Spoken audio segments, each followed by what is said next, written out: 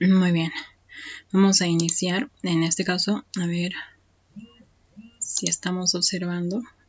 Ya, hablar un poquito sobre lo que es tipología textual. Existen varios tipos de textos, ¿ya? Textos narrativos, textos descriptivos, textos argumentativos, entre otras clases de textos. Pero vamos a enfocarnos en esta sesión sobre lo que es el texto narrativo, ¿ya? Tipología textual, bueno, tipología textual tiene todos estos, pero vamos a enfocarnos en este texto, ¿ya? El que se llama texto narrativo. Pero ¿a qué nosotros le llamamos un texto narrativo? Se le llama un texto narrativo a aquel que relata hechos o sucesos ya reales o ficticios, ¿no? Reales o ficticios. Y estos obviamente ocurren en un escenario, ¿sí? Llamado también espacio, en un tiempo determinado.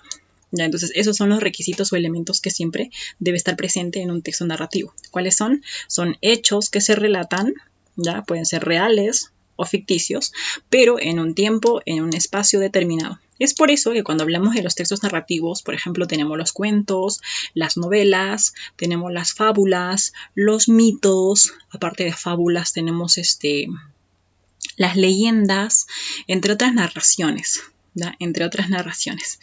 Ahora, vamos a hablar un poquito sobre lo que es la estructura de este texto narrativo. El texto narrativo está compuesto, ¿no?, por una estructura externa, interna y cronológica. Pero vamos a enfocarnos más que todo en la estructura interna, ¿ya? Y también vamos a explicar un poco de lo que son la estructura cronológica. Por ejemplo, se le llama estructura externa, ¿ya? Porque es la parte externa del texto. Bueno, o sea, yo agarro un libro, abro la página y puedo ver que el texto está dividido en capítulos, en partes o en tratados, ¿no? En cualquiera de los tres o varios, en tomos, por ejemplo. Entonces, a esa división o a esa separación se le llama pues estructura externa. En cambio, se le llama estructura interna cuando mi texto narrativo está dividido en un inicio, ¿no? Cuando hacen presentación del personaje y de todo el escenario. Por ejemplo, los famosos cuentos de hadas. Su inicio, ¿cómo es? Había una vez en una aldea muy lejana. Vivía una princesa con los reyes, ¿no? Entonces ahí podemos ver que es la presentación o también llamado inicio. Y el nudo viene a ser ya todas las acciones que siguen a la presentación de dicha narración. Y el desenlace es cómo terminan los cuentos. ¿Has visto cuál es el desenlace, no? Algunos tienen un desenlace feliz, otros triste, trágicos, ¿no? Y por último tenemos la estructura cronológica. ¿A qué se le llama estructura cronológica? Aquella, por ejemplo, que va a enfocarse más en el tiempo, el cronos, que significa tiempo, ¿no?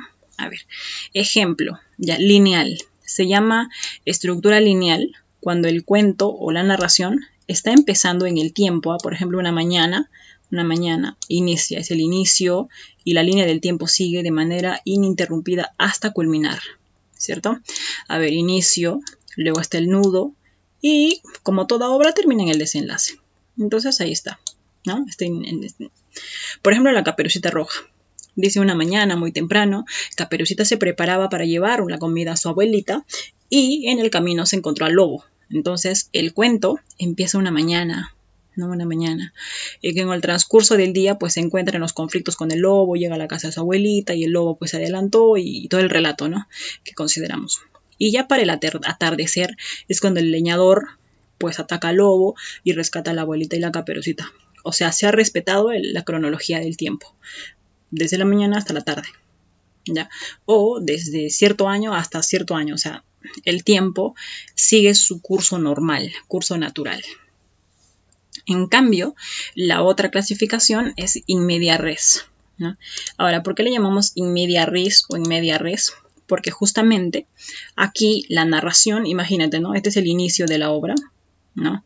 A ver, el inicio, este es el nudo de la obra, ¿no? Este es el nudo de la obra y este es el desenlace. Pero ¿desde dónde empiezan a contar la historia? Desde acá, o sea, este es el punto de inicio. Nos ha tocado ver películas, por ejemplo, que enciendes la televisión y estás viendo la película, está iniciando una película y de pronto la película empieza con una guerra, ¿no? Un conflicto ahí entre dos fuerzas. Entonces tú encuentras, creo que Star Wars es una de ellas, Ya están en pleno conflicto, en plena discusión. Y después de ello, termina la guerra, todos tranquilos, y se va al desenlace. O sea, cómo termina todo ese conflicto. Es el desenlace. Pero después del desenlace, regresan al inicio. O sea, a explicar cómo empezó todo. ¿No? Cómo empezó todo. Entonces quiere decir que este tipo de narraciones se le llama pues in media res. ¿Por qué? Porque no ha empezado como la lineal desde el inicio y luego termina el desenlace. No, o sea, han empezado por el nudo, se han pasado al desenlace y recién pasaron a contar, ya terminando el texto o la narración, recién se da indicios de por qué ocurrió, por qué surgió la guerra o por qué pasó algo, ¿no? Ya. Y lo otro es in extrema res. ¿Qué significa? Que tengo yo al inicio, al nudo y al desenlace. Entonces, ¿qué ocurre? Que voy a contar mi relato al revés, ¿no? Al revés. En este caso, por ejemplo, estoy relatando la historia de un joven que asesinó a su novia, ¿no? Por escena de celos. Y en la última parte, estoy empezando por la parte del entierro. Toda la familia desolada, desconsolada, llora y el clima es cómplice de todo ese duelo. Cae la lluvia, está nublado, es una tarde muy triste, muy deprimente para toda la familia. Él, Jaime, que también está arrodillado, pidiendo perdón ahí en el nicho, pidiendo, gritando. De pronto termina la sesión solemne de entierro. Todos se dirigen a sus casas y es que Jaime aún se queda, aún persiste ahí, le insiste, ¿no? Y grita en el fondo. ¿Por qué? ¿Por qué te fuiste? ¿Por qué lloras tanto? ¿No? ¿Por qué lloraste tanto? ¿Por qué? ¿Por qué? Y es que unos días antes íbamos retornando a las sucesiones de los hechos en que Jaime la había matado, la había asesinado por el simple hecho de haber tenido tantos celos del espejo, tantos celos de las personas, que nadie besara ni que la sombra o el aire besara su cabello. Eran celos y le llevaron al punto de haberle quitado la vida en un momento de desesperación. Le empujó por las escaleras, ella cayó, desangró un poco y dejó de respirar. Pero esa historia comenzó mucho más antes. Él la adoraba, él la quería, ella era todo para él, ¿no? Lucía era una señorita hermosa, bella, ojos marrones oscuros, el pelo terso y negro. Era la luz de su vida, era la luz de su existencia. Cada día disfrutaban, salían al parque, disfrutaban, el día anterior era igual, y así, desde el día en que se conocieron, eran adolescentes, pequeños jóvenes, que buscaban compañía, buscaban hacer la tarea juntos, y así comenzó esa amistad. Entonces te das cuenta, después de la narración, lo que he hecho es colocar desde el desenlace, ¿no? Que está enterrándose la señorita, el joven la mató, estoy retornando al nudo, no sé qué conflictos o qué situaciones llevaron a ese desenlace tan horrible, y al inicio cómo empezó todo como una magia, ¿no? Como una magia, y tal vez psicológicamente él estaba mal. Entonces es al inicio, o sea, al revés, he contado la historia al revés. Bueno, el flashback, el flash forward, ya son como una especie de técnicas que se utilizan para poder trabajar, ¿no? Más que todo son como contactos psicológicos que nosotros tenemos. Por ejemplo, cuando contamos la historia de María.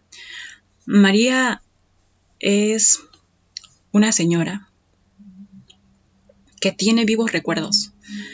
Ahora vive con sus hijos, ya uno es abogado, la otra es policía, ¿no? Y su tercer hijo, que todavía está estudiando en la universidad, estudia ingeniería de minas. Entonces los tres han crecido solos, con el cuidado de su madre, que nunca les ha faltado nada, de hecho, es por ello que siempre se han esforzado por obtener un grado, un título, ¿no? Y poder apoyar a la madre de esa forma.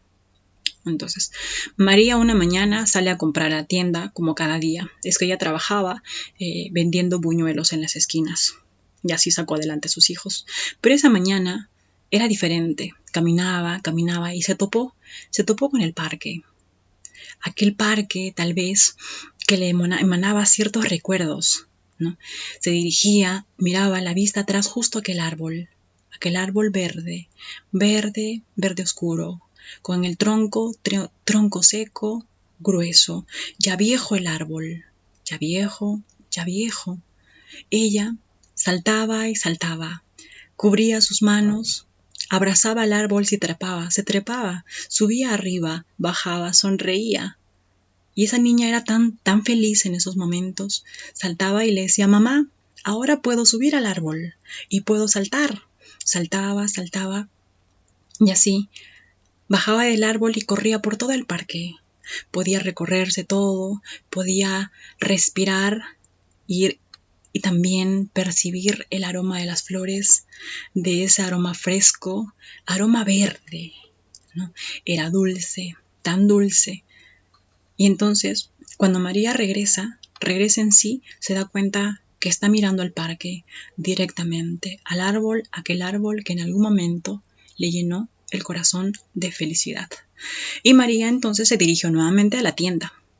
En la tienda compró lo que tenía que hacer y, como cada día, a retornar a su rutina diaria. Bien, en este cuento, inventado, claro, no es algo que lo haya leído, pero te lo estoy relatando para que lo entiendas. ¿Qué ocurrió? Que María es una señora ya mayor que tiene hijos profesionales y uno en camino, que se dirige a comprar, pero esa vez le llamó la atención, ¿no? El olor a la verde, la fragancia de esas flores. ¿Qué hizo? Que ella regrese a su pasado. Entonces, en su pasado yo estoy relatando cómo era de niña, ¿no? De niña su mamá la llevaba al parque, ella saltaba, subía, bajaba, subía, bajaba. Entonces, ¿qué hicimos? Hicimos un flashback, o sea, del presente de María. Retornamos mentalmente a sus recuerdos, hacia el pasado, su infancia, ¿no? Su infancia. Y nuevamente retornamos otra vez al presente y así, eso es el flashback. Es la característica que tenemos los seres humanos de ir un momento hacia el pasado y regresar, ¿no? Los flashback, por eso se llaman flashback, ¿no es cierto? Y el flash forward es adelantarme al futuro, saber qué es lo que puedo hacer en 5 días, en un año y todos ellos, ¿no? También se puede hacer un relato de eso. Y en contrapunto vienen a ser aquellos relatos, por ejemplo, voy a contar la historia de Juan el Bueno, ¿no? Juan de Dios. Juan de Dios es un niño pobre. Sus padres le enseñaron a siempre compartir con los pobres también lo poco que tenían. Tenía un zapato roto, pero si le sobraban un poco de suela, él era capaz de prestarle a los otros niños. Era tan amable que apenas tenía para comer y lo poco que tenía lo compartía con aquel niño más pequeño que lloraba por hambre. Y así creció, cuidando de sí, cuidando de su padre, de su madre y de su hermano menor. Creció siempre buscando el bien para los demás. Era un niño muy lindo, muy respetuoso. Por otro lado, en el capítulo siguiente, encontramos a Juan del Diablo. Le llamamos Juan del Diablo porque este niño era muy travieso. Juan del Diablo, pues, era aquel niño tan egoísta. Sus padres lo tenían todo, podían darle todo. Juan del Diablo, pues él podía vivir, pedir y hacer lo que quisiera, como quisiera, y lo que deseara, con las cosas que tenía, con las personas que le servían. No le importaba nada, solo le importaba satisfacer sus antojos, sus caprichos, que si quería un juguete, pues él lo tenía, que si quería ir al parque a medianoche, pues tenía que hacerse. Y así creció, siendo dominado, ¿no? Por sus impulsos, siendo dominado por sus malos deseos, por así decirlo, ¿no? El hacer lo que le dé la gana. Entonces ya de joven, él tenía que heredar la empresa de su padre. Entonces quedaba bajo su responsabilidad, ¿no? Ahora de joven él tenía que cuidar porque su padre ya estaba enfermo, ya estaba viejo y no había quien lo haga. Entonces él tenía que hacerse. Sin embargo, por toda la vida que ha llevado, no aprendió nada. No terminó de estudiar, no hizo bien todo lo que tenía que hacer, la carrera la dejó trunca. Así que, pero ahora alguien tenía que tomar ese cargo. No era la presidencia de la empresa de su padre. No tenía experiencia. Entonces tomó las riendas de aquella empresa. Poco a poco fue quebrando. La empresa más conocida del país, poco a poco se fue resquebrajando. Y ya en el último capítulo del libro, podemos ver cuando Juan del Diablo quiere recuperar, quiere buscar la forma, pero no encuentra. Entonces, decide ir a almorzar aquel día. Almorzar tal vez, repensar un poco en todo lo que podría hacer. Entonces aquel día encontró a un joven. Era el mozo del restaurante. Ese mozo le dice: señor, ¿desea algo de comer? Sí, sírveme lo que sea, por favor, lo que sea. En estos momentos, pero rápido. Sí, señor. ¿Qué desea servir? Cualquier menú que tengas, cualquiera. Entonces, el joven mozo lo atendió, le sirvió todo a su paso. Entonces, en algún momento, tal vez en algún instante, ¿no?, él pensaba y decía: ¿qué puede darme un mozo como él? ¿En qué puede ayudarme? No sé, buscar la forma, ¿cómo puedo solucionar? Juan de Dios era aquel mozo que lo atendía muy amablemente. Le decía: señor, aquí tiene el menú que solicitó. Aquí está, tome usted. Bueno, cuando termina de comer, se dirige al mozo y le dice: tome, esa es su propina. Por eso trabaja, ¿no? No, señor, yo no trabajo por una propina. Yo trabajo aquí porque necesito terminar la carrera que tengo.